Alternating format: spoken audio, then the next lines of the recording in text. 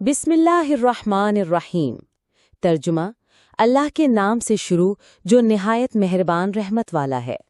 आप देख रहे हैं दिल से बातें 454, जहां कहानियां बनती हैं सबक और बातें जाती हैं दिल तक। कड़वी सच्चाई मुकम्मल कहानी। एक मसरूफ बाजार में एक दुकानदार रहता था जो चुपके से चावल में कंकड़ मिलाकर बेचता था।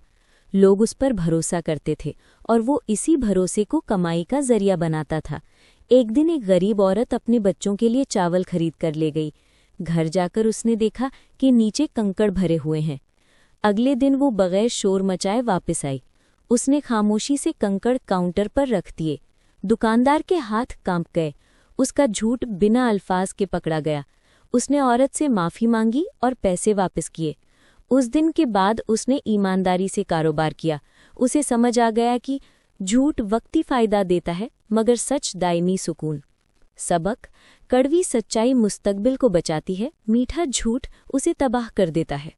अगर कहानी दिल को लगी हो तो दिल से शेयर कीजिए और हाँ, सब्सक्राइब करना मत भूलिए। मिलते हैं अगली बात में, सिर्फ दिल से बातें 454 पर।